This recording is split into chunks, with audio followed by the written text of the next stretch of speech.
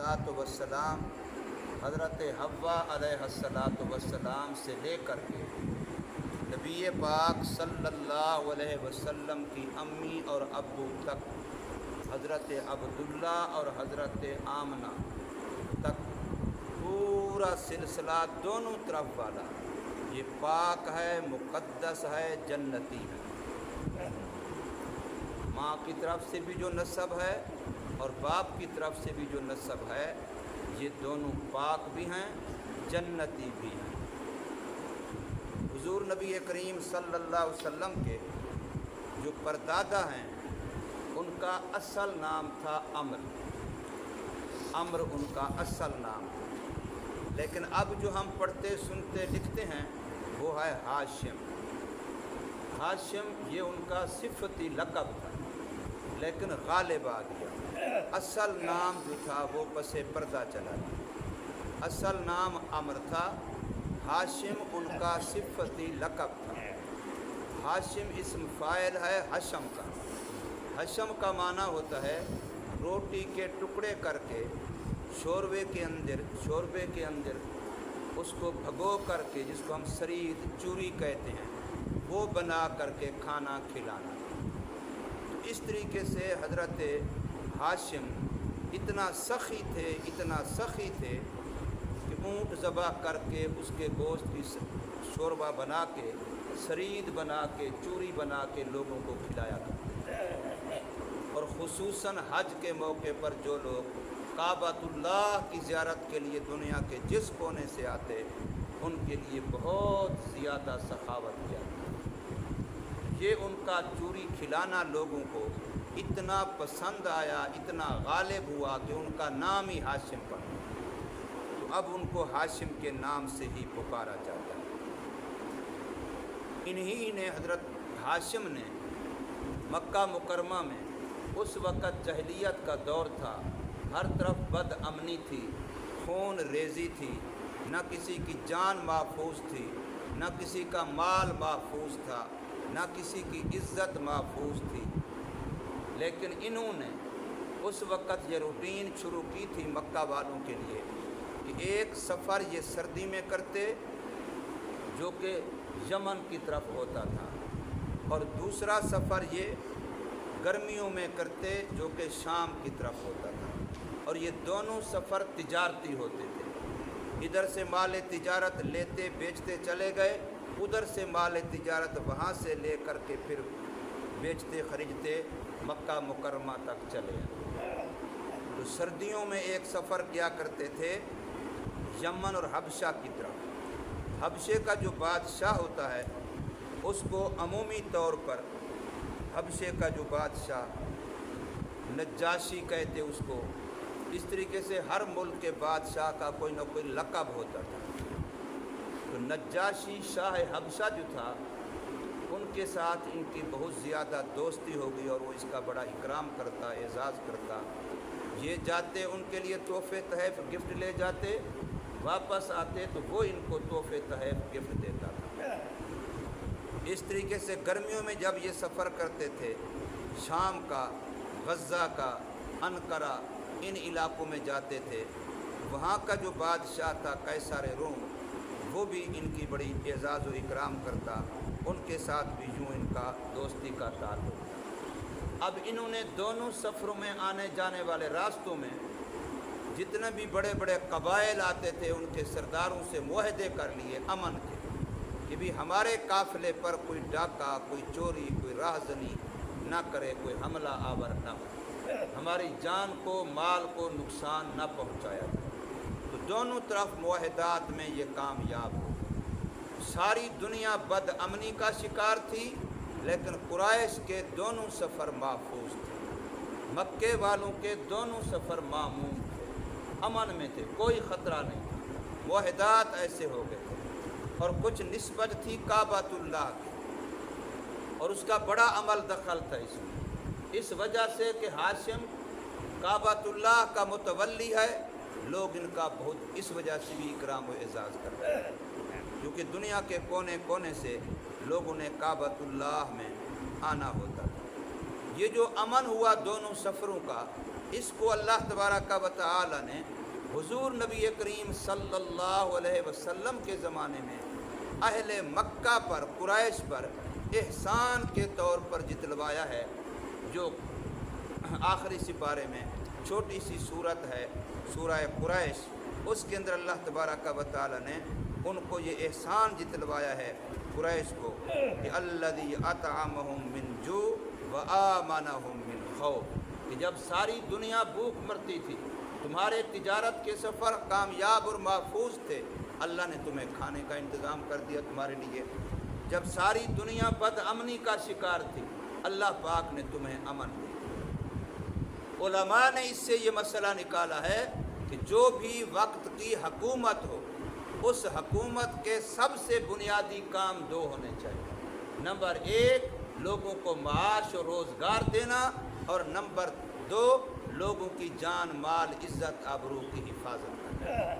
یہ دو کام ہر حکومت کا بنیادی فرض ہے کہ جو بھی اس ملک کے باشندے ہیں ان میں سے ان کو روزگار دینا، ان کو معاش دینا، ملک کی معیشت کو مضبوط کرنا تاکہ لوگ معاشی طور پر مستحکم ہوں۔ کوئی بندہ بیچارہ رزق کے لیے در بدر کی ٹھوکریں نہ کھائے، رزق کے لیے ذلیل نہ ہوتا پھرے۔ یہ حکومت کا فرض ہے کہ وہ عوام الناس کے لیے رزق کا ایسے ذرائع پیدا کرے، معاش کے ایسے اسباب پیدا کرے کہ لوگ سکون کے ساتھ اپنے روزی کے معاملے میں مطمئن ہوں۔ اور نمبر دو، لوگ جو اس ملک کے باشندے ہیں ان کی جان کی حفاظت، ان کے مال کی حفاظت، ان کی عزت کی حفاظت، یہ حکومت کی ذمہ داری ہے اور یہ حکومت نے فری میں کرنا ہے۔ اس لیے یہاں احسان کے طور پر ان کو جتلایا گیا کہ تمہارے ان آباء و اجداد، یعنی شروع ہوا تھا حضرت ہاشم سے، اس کے بعد ان کے بیٹے بنے عبد المطلب، پھر ان کے بیٹے ہوئے عبداللہ، پھر ان کے بیٹے ہیں محمد کریم صلی اللہ علیہ وسلم۔ یہ احسان جتلایا جا رہا ہے محمد کریم صلی اللہ علیہ وسلم کی 40 سال عمر مکمل ہونے کے بعد اہل مکہ کو، کہ تم سمجھتے نہیں ہو ان کا احسان، کہ اللہ کا کتنا بڑا تم پر احسان ہے کہ اللہ نے تمہیں امن بھی دیا ہوا ہے اور اللہ نے تمہیں روزگار و معاش بھی دیا ہوا ہے۔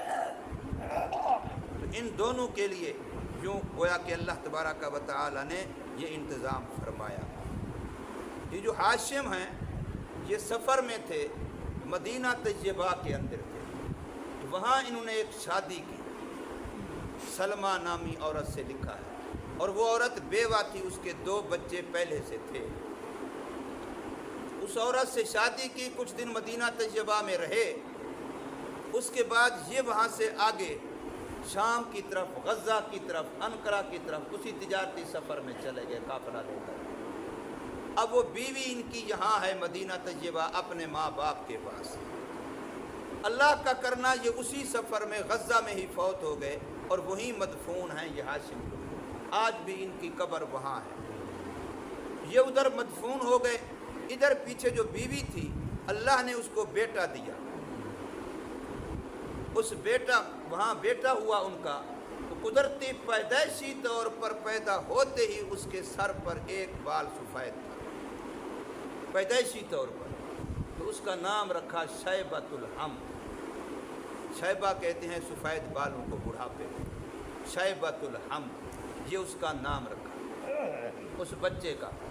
کچھ سال گزرے تو ان کا خاندان پیچھے جو ہاشم کا تھا وہ تو مکے میں تھا، تو یہاں سے مطلب نامی وہ اس بچے کا چچا بنتا تھا، ہاشم کا بھائی بنتا تھا، وہ یہاں سے گیا کہ میں اپنے بھتیجے کو مل بھی آؤں اور وہاں سے اس کو لے بھی آؤں، وہ یتیم ہو گیا ہے مدینہ طیبہ میں، عورت تو بیوہ ہوگی دوبارہ، وہ تو پھر اپنے خاندان میں۔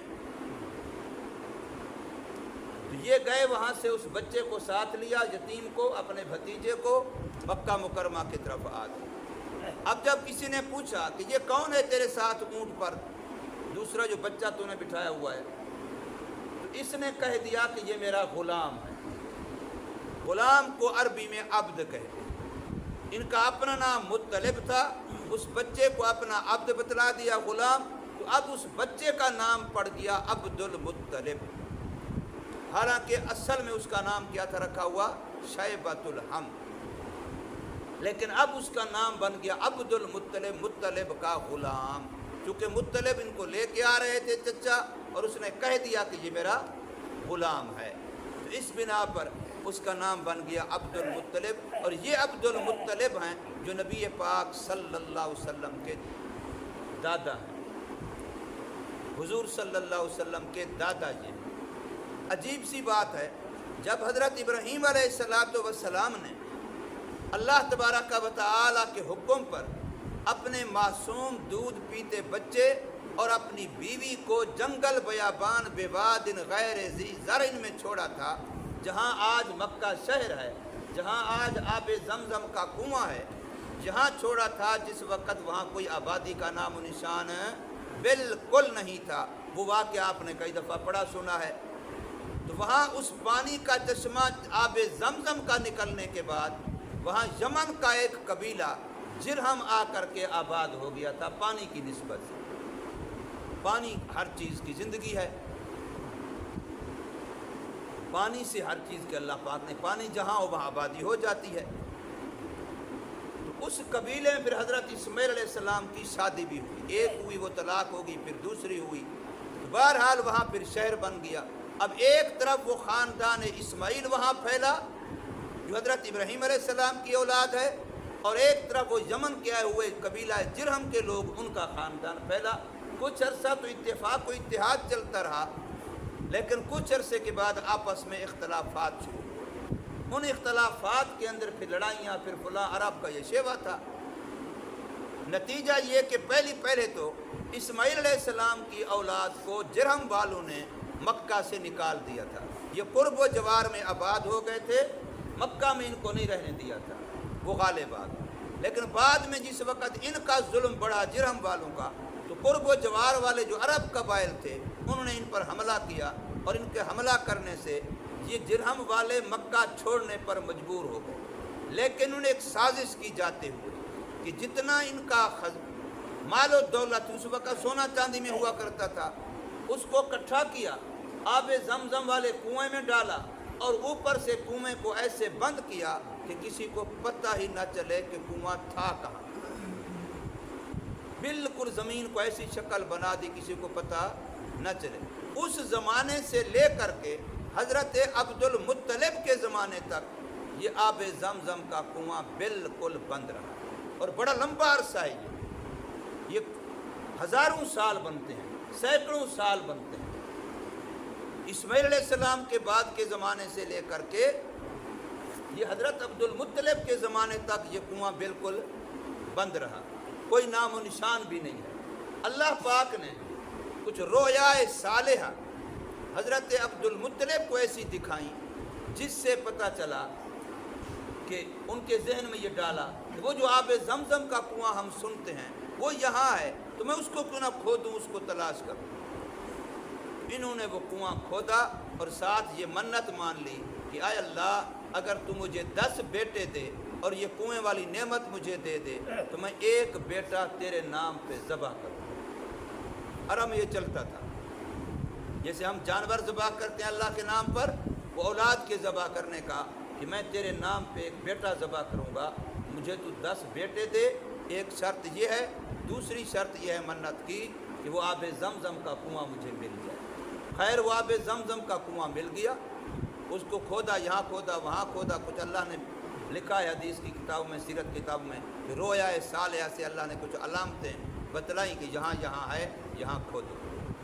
بہرحال وہ کنواں مل گیا، 10 بیٹے بھی اللہ نے دے دیے۔ تو اب جس وقت 10 بیٹے مل گئے تو ایک موقع ایسا آیا کہ انہوں نے اپنی منت یاد آئی، تو انہوں نے اپنے بیٹوں میں قرہ اندازی کی، مشورہ کیا کہ میں نے ایک بیٹا اللہ کے نام پہ ذبح کرنا ہے، ان 10 میں سے کس کو ذبح کروں؟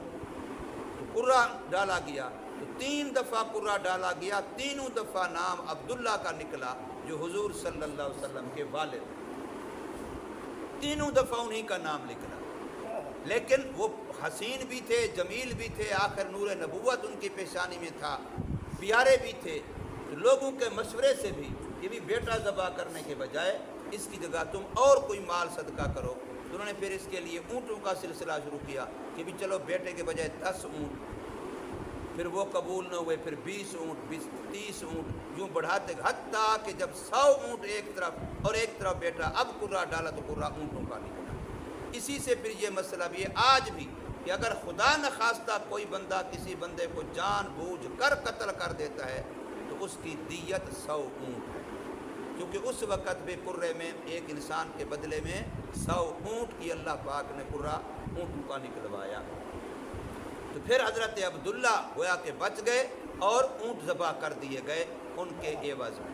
हुजूर सल्लल्लाहु अलैहि वसल्लम कई दफ़ा फरमाते थे अना इब्न ज़बीहैन, कि मैं 2 ज़बीहों का बेटा हूँ। एक मेरा जिस ख़ानदान नस्ल पुश्त से मैं हूँ हज़रत इस्माइल अलैहिस्सलाम है, जिनकी गर्दन पे बाप ने खुद छुरी अल्लाह के हुक्म से रख दी थी, लेकिन अल्लाह ने उनको बचा लिया, उनकी जगह पर दुम्बा ज़बा हो गया, जन्नत से लाया हुआ। तो इस्माइल मेरी वालिद हैं, मेरे दादा परदादा मेरी पुश्त में, मैं उनके पुश्त से हूँ, तो वो भी ज़बीहुल्लाह, और मेरा अब्बू अब्दुल्ला ये भी ज़बीहुल्लाह, कि इनके बदले भी अल्लाह ने 100 ऊँट कबूल करके मेरे अब्बू को बचा लिया, जैसे वहाँ दुम्बा कबूल करके अल्लाह ने इस्माइल अलैहिस्सलाम को बचा लिया। तो मैं अना इब्न ज़बीहैन, मैं 2 ज़बीहों का बेटा हूँ।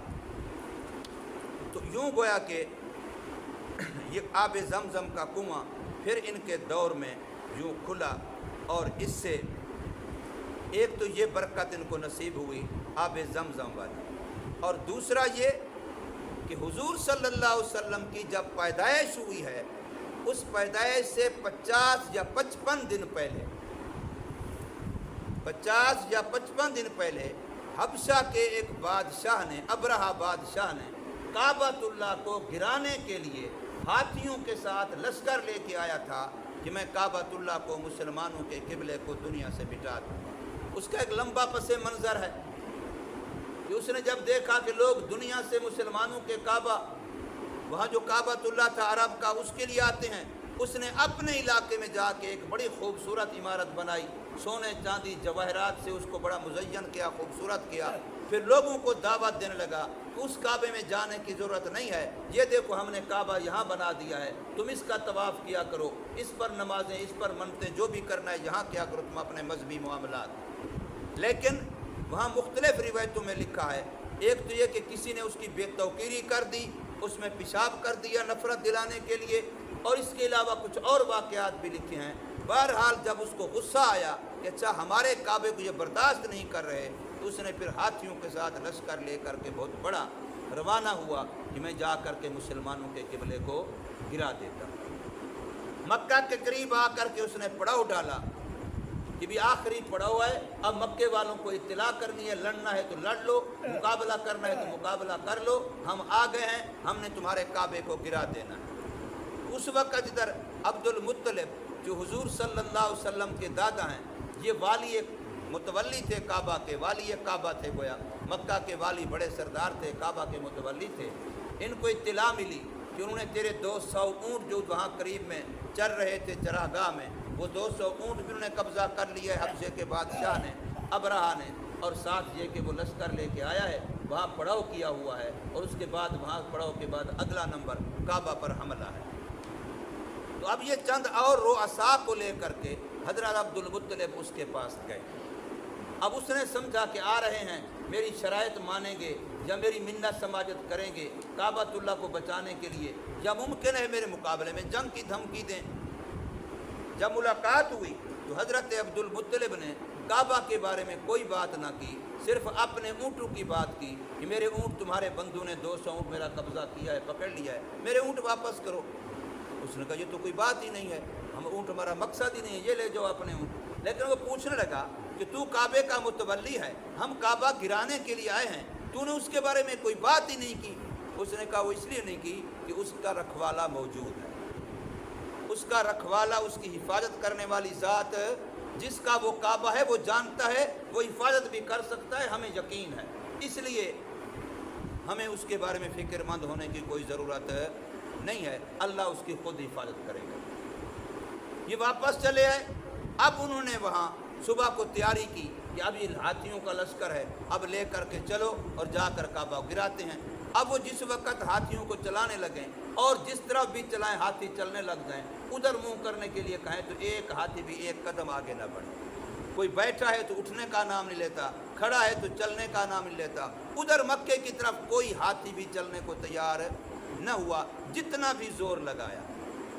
پھر اللہ پاک کا کرنا یہ ہوا کہ سمندر کی طرف سے چھوٹی چھوٹی چڑیوں کا غول، جیسے اکٹھے چڑیاں اڑتی ہیں، وہ اٹھیں اور جب نظر آئی چڑیاں آ رہی ہیں تو ہر ایک چڑیا کے پاس دو پتھر تھے، ایک پاؤں میں اور ایک چونچ میں۔ وہ لشکر کے اوپر آ کے وہ پتھر چھوڑتی تو وہ ایسے لگتا کہ جس کے سر پہ لگتا تو پورے وجود کو چیر کے نیچے نکل جاتا، ہاتھی کو لگتا تو یوں پورے وجود کو چیر کے نیچے نکل جاتا۔ حالانکہ چھوٹی چھوٹی کنکریاں اور چڑیوں نے صرف چھوڑی ہیں، انہوں نے پیچھے سے کوئی بارود سے کوئی پریشر تو نہیں دیا، صرف چھوڑی ہیں۔ لیکن اللہ کا کرنا یہ تھا کہ جس چیز کو بھی وہ پتھر لگتا وہ پورا وجود اس کا ایسے گلنے لگ جاتا، جیسے آج کل کا شوگر والا مرنے لگ جاتا ہے، اس سے بھی زیادہ ان کا وجود ہو جاتا۔ تو اللہ تعالیٰ نے یوں گویا کہ کعبۃ اللہ کی حفاظت کی اپنی قدرت کاملہ سے، اور اس کو بھی علماء نے حضور صلی اللہ علیہ وسلم کی ولادت کی، آپ کی آمد کی برکتوں میں شمار کیا ہے کہ چند دن کے بعد جو کہ محمد کریم صلی اللہ علیہ وسلم کی ولادت، آپ کی پیدائش ہونے والی ہے، اس سے 50 دن پہلے ہیں یا 55 دن پہلے ہیں یہ واقعہ پیش آیا ہے۔ تو گویا یہ بھی حضور نبی کریم صلی اللہ علیہ وسلم کی برکات میں سے ہے۔ تو میں نے آپ کے سامنے حضور صلی اللہ علیہ وسلم کے خاندان کا مزید کچھ پس منظر پیش کیا، اور حضور صلی اللہ علیہ وسلم کی ولادت کے زمانے کے قریب کی برکات کا، آب زمزم کے کنویں کا کھل جانا، اور اسی طریقے سے ہاتھیوں کے لشکر سے، ابرہہ کے لشکر سے کعبۃ اللہ کی حفاظت کا ہو جانا، یہ نبی پاک صلی اللہ علیہ وسلم کی برکات میں سے ہیں۔ اس کے علاوہ بھی انشاءاللہ ابھی چند دنوں میں اسی کا تذکرہ چلتا رہے گا۔ اللہ تبارک و تعالی ہمیں نبی پاک صلی اللہ علیہ وسلم سے کامل عشق